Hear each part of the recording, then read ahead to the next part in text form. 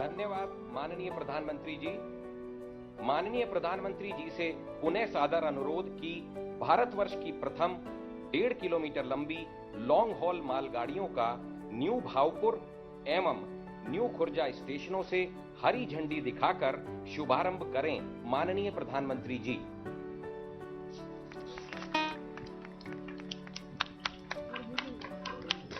आज का दिन भारतीय रेल के गौरवशाली अतीत को 21वीं सदी की नई पहचान देने वाला है।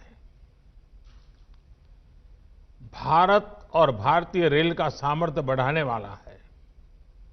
आज आजादी के बाद का सबसे बड़ा और आधुनिक रेल इंफ्रास्ट्रक्चर प्रोजेक्ट धरातल पर उतरते हम देख रहे हैं।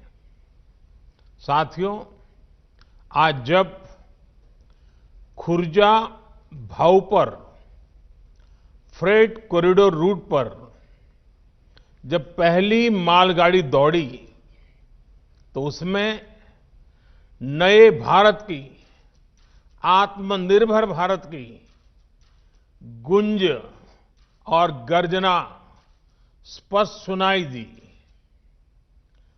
प्रयागराज में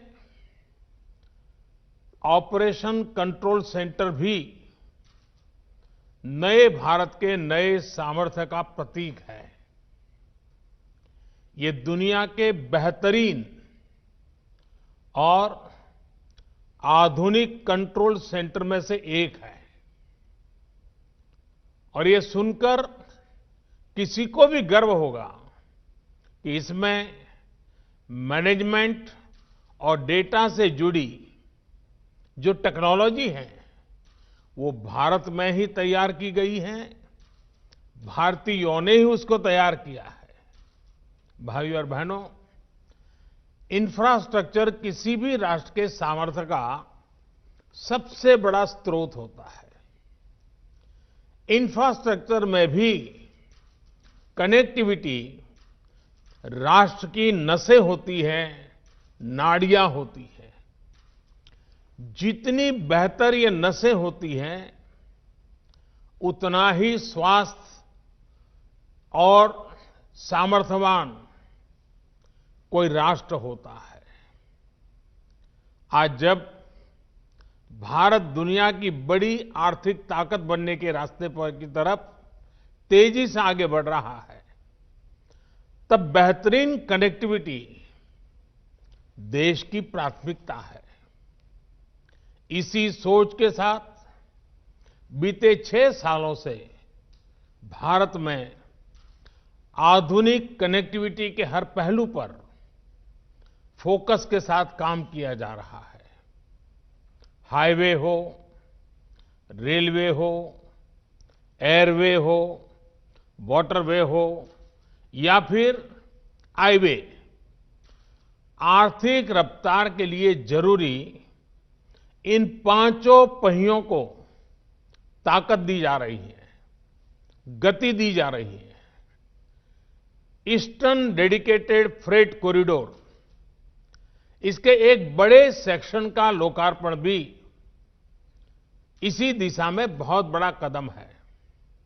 साथियों, ये डेडिकेटेड फ्रेट कॉरिडोर, इनको अगर सामान्य बोलचाल की भाषा में कहें तो मालगाड़ियों के लिए बने विशेष ट्रैक हैं, विशेष व्यवस्थाएं हैं। इनकी जरूरत आखिर देश को क्यों पड़ी? हमारे खेत हो, उद्योग हो या फिर बाजार, ये सब माल ढुलाई पर निर्भर होते हैं। कहीं कोई फसल उगती है, उसको देश के अलग अलग हिस्सों में पहुंचाना पड़ता है। एक्सपोर्ट के लिए बंदरगाहों तक पहुंचाना पड़ता है। उसी तरह उद्योगों के लिए कहीं से कच्चा माल समंदर के रास्ते से आता है। उद्योग से बना माल बाजार तक पहुंचाना होता है या फिर एक्सपोर्ट के लिए उसको फिर बंदरगाहों तक पहुंचाना पड़ता है। इस काम में सबसे बड़ा माध्यम हमेशा से ही रेलवे रही है। जैसे जैसे आबादी बढ़ी, अर्थव्यवस्था बढ़ी, तो माल ढुलाई के इस नेटवर्क पर दबाव भी बहुत बढ़ता गया। समस्या ये थी कि हमारे यहां यात्रियों की ट्रेनें और मालगाड़ियां दोनों एक ही पटरी पर चलती हैं। मालगाड़ी की गति धीमी होती है।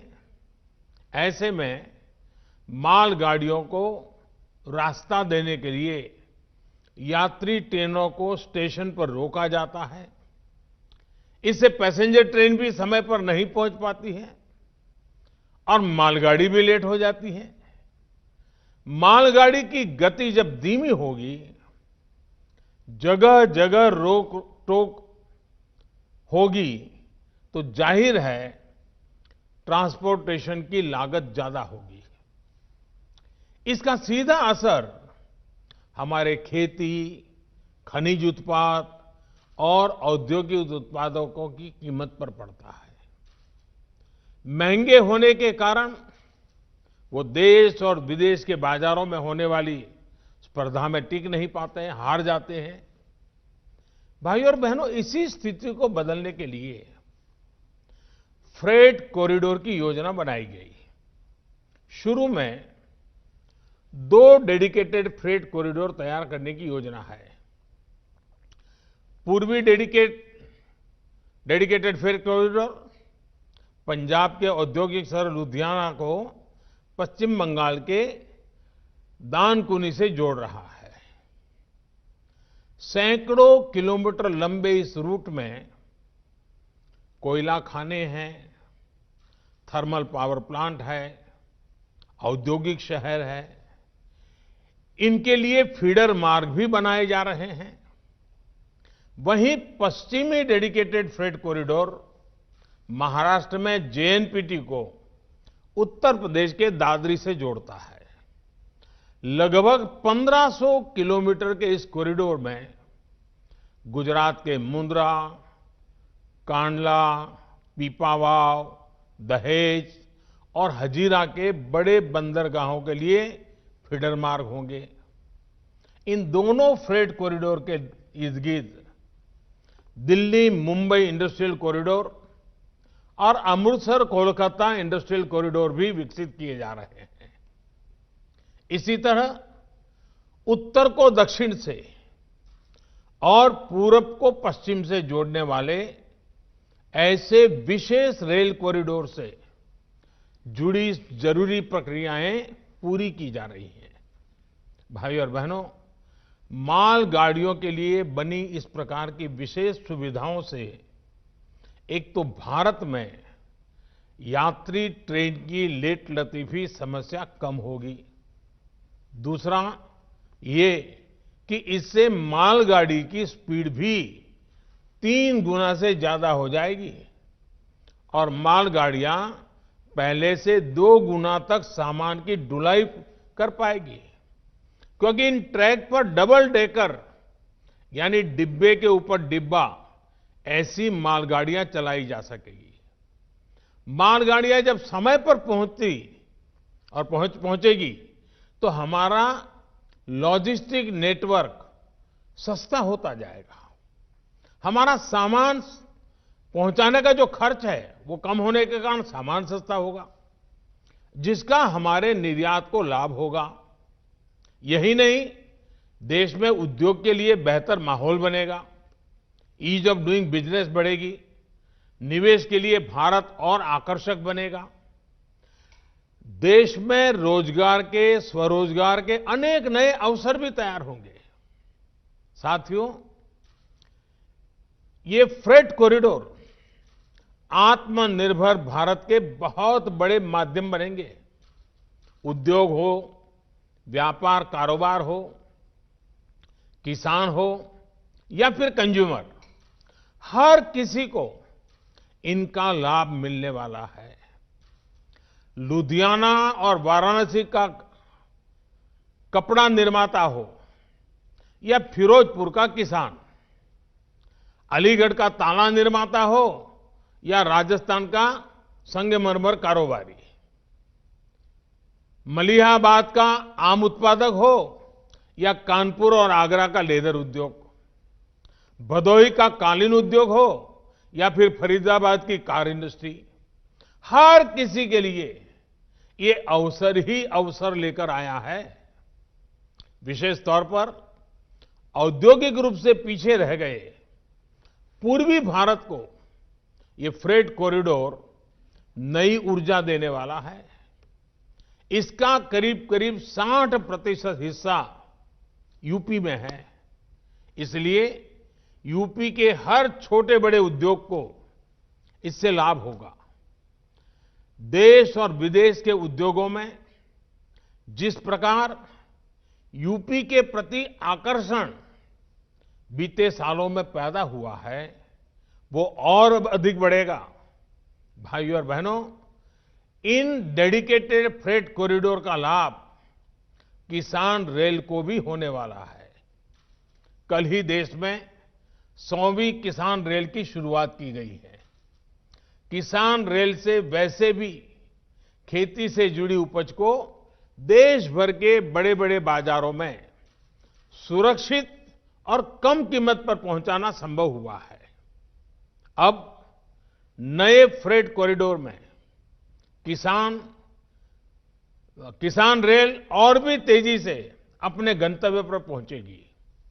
उत्तर प्रदेश में भी किसान रेल से अनेक स्टेशन जुड़ चुके हैं और इनमें लगातार बढ़ोतरी की जा रही है। उत्तर प्रदेश के रेलवे स्टेशनों के पास भंडारण और कोल्ड स्टोरेज की कैपेसिटी की बढ़ाई जा रही है।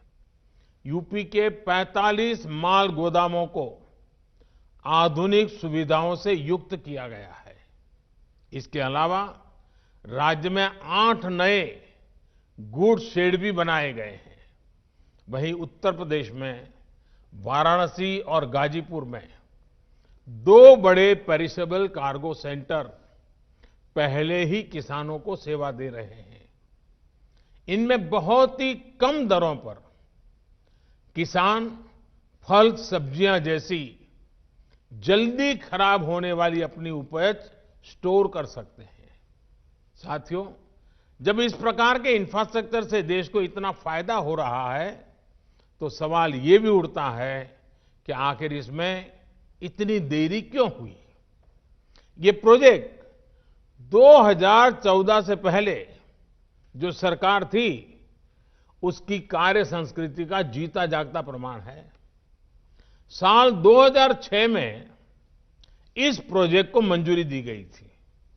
उसके बाद ये सिर्फ कागजों और फाइलों में ही बनता रहा। केंद्र को राज्यों के साथ जिस गंभीरता से बातचीत करनी चाहिए थी, जिस अर्जेंसी से संवाद होना चाहिए था, वो किया ही नहीं गया। नतीजा ये हुआ कि काम अटक गया, लटक गया, भटक गया। स्थिति ये थी कि साल 2014 तक 1 किलोमीटर ट्रैक भी नहीं बिछा गया। 1 किलोमीटर भी नहीं। जो इसके लिए पैसा भी स्वीकृत हुआ था, वो सही तरीके से खर्च नहीं हो पाया। साथियों, 2014 में सरकार बनने के बाद इस प्रोजेक्ट के लिए फिर से फाइलों को खंगाला गया। अधिकारियों को नए सिरे से आगे बढ़ने के लिए कहा गया, तो बजट करीब करीब 11 गुना यानी 45,000 करोड़ रुपए से अधिक बढ़ गया। प्रगति की बैठकों में मैंने खुद इसकी मॉनिटरिंग की, इससे जुड़े स्टेक होल्डर से संवाद किया, समीक्षा की। केंद्र सरकार ने राज्य सरकारों से भी संपर्क बढ़ाया, उन्हें प्रेरित, प्रोत्साहित किया। हम नई टेक्नोलॉजी भी लाए। इसी का परिणाम है कि करीब 1100 किलोमीटर का काम अगले कुछ महीनों में पूरा हो जाएगा।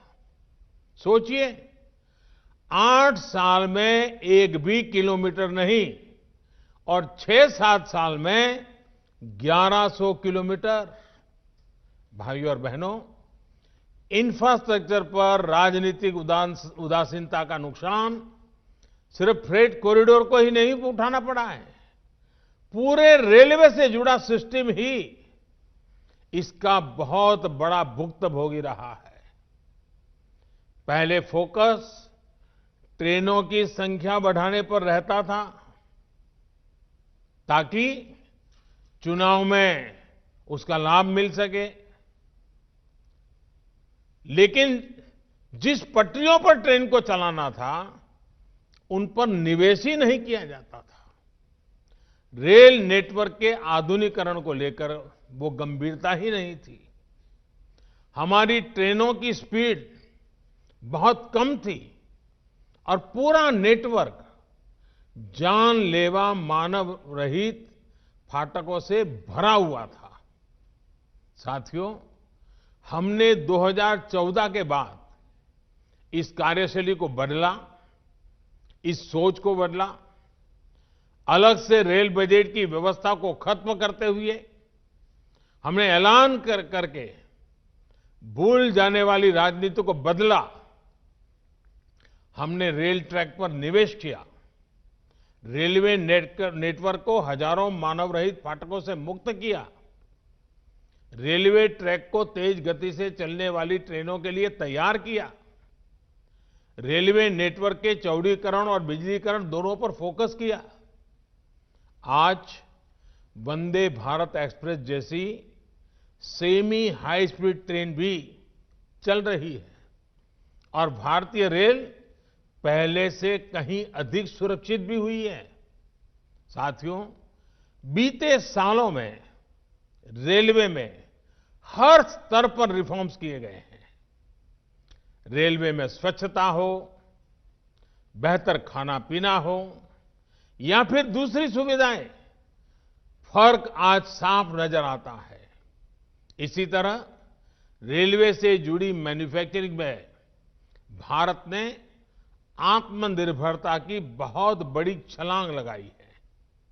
भारत आधुनिक ट्रेनों का निर्माण अब अपने लिए भी कर रहा है और निर्यात भी कर रहा है।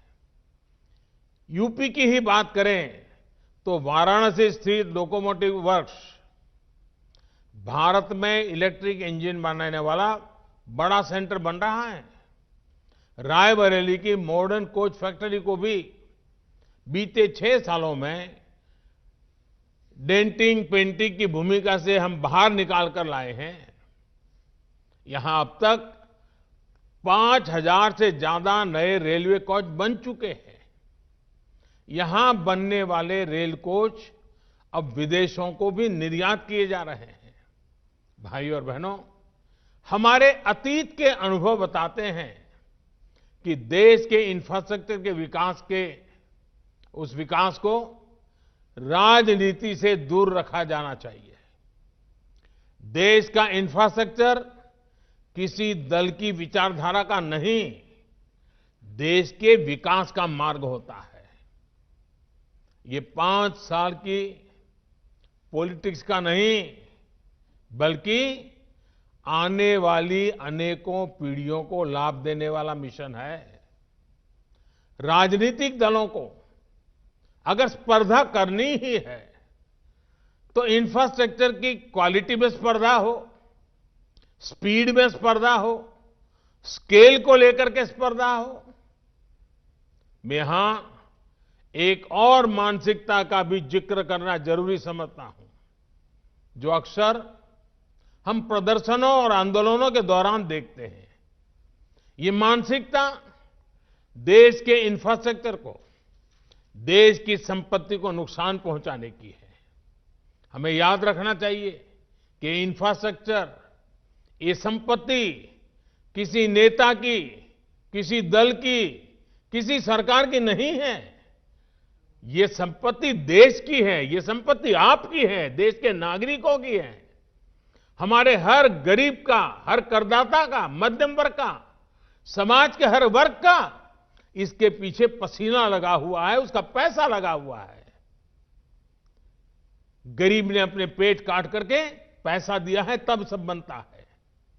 इसको लगने वाली हर चोट देश के गरीब, देश के सामान्य जन को चोट है। इसलिए अपना लोकतांत्रिक अधिकार जताते हुए हमें अपने राष्ट्रीय दायित्व को भी नहीं भूलना चाहिए। साथियों, जिस रेलवे को अक्सर निशाना बनाया जाता है, वो किस सेवा भाव से मुश्किल परिस्थितियों में भी देश के काम आती है, ये कोरोना काल में दिखा है।